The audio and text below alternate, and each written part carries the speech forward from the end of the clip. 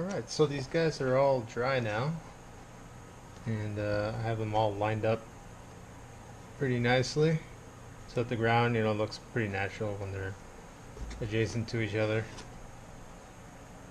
And now I'm going to spray some black primer all over them and get it ready for painting.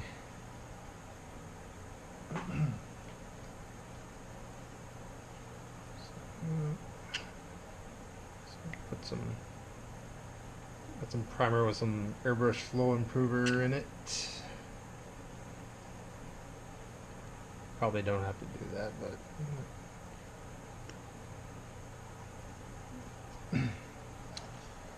but the flow improver does help a little bit.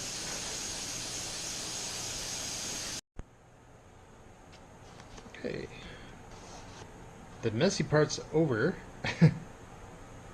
Now I'm going to start just dry brushing in some colors. My base color is going to be just a drab brown. You can use any paint really. Probably shouldn't use these expensive paints, but it's all I have on hand right now.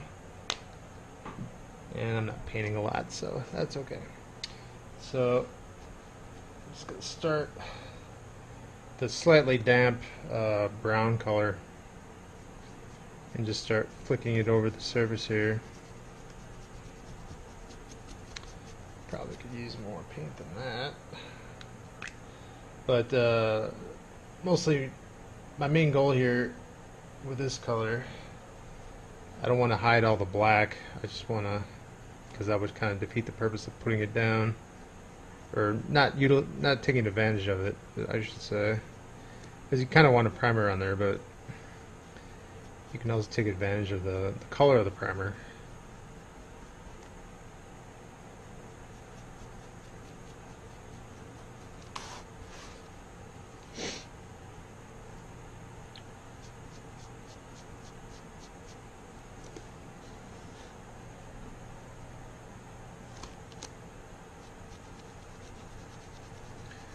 And just kind of lightly feathering it in, showing off all the texture. I mean, the texture is way more pronounced than I expected.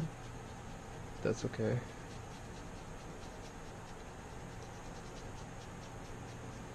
It's kind of interesting to see what you can do. If I were to do this again, I'd probably go more subtle with it, but we'll see how it looks in the end. I do want it to look kind of rocky.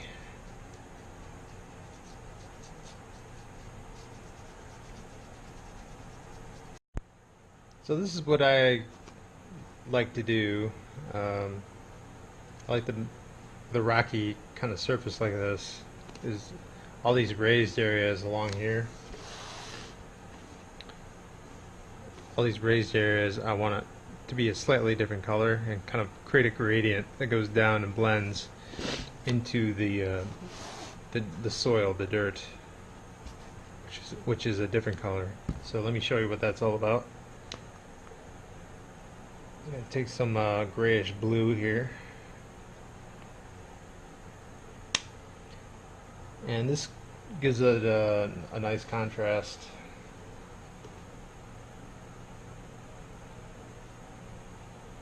Temperature wise, gives a nice temperature contrast between the brown and the blue, which is, the complements. The brown is actually a very dull orangey color. Brown is I always like to say brown is not really a color, it's just it's a way to say, okay, that's a dull warm color. So instead of saying dull warm color, we say brown. So that's what I'm doing here, and this blue actually appears as gray because it's kind of muted. So yeah, I'm just kind of dry brushing that in, make it appear like there's rock poking up from the surface of the dirt.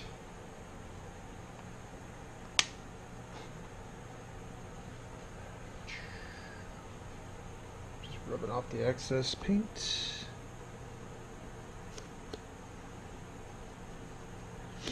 And you could put pebbles on here too and paint those if you wanted to. But I think if I did that, I would just kind of model them into the paste, stick them in the paste, and kind of model the paste around the stones. So I'd probably do that earlier on rather than just gluing them on, because I want them to any stony shapes here, I want them to appear like they're sinking into the soil.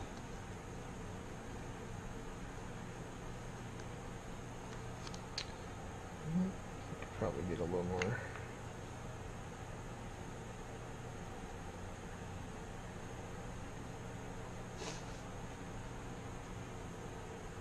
So on the very edges get a little bit brighter. In everything you're doing, when you're applying colors and light and darkness, you're always creating a gradient of some sort.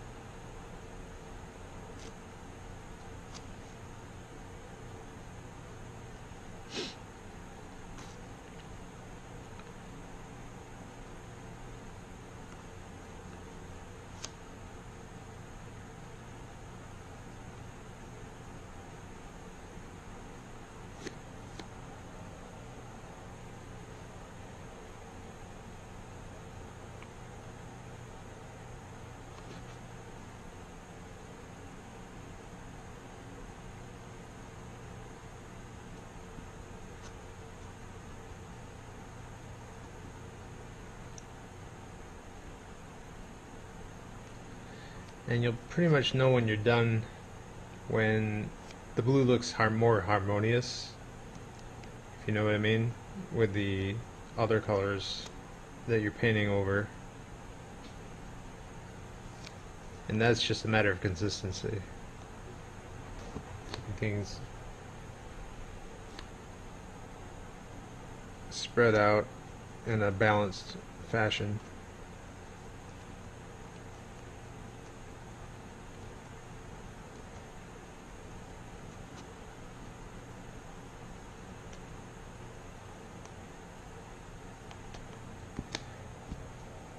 And that doesn't necessarily mean there needs to be an equal amount of blue to this warm color.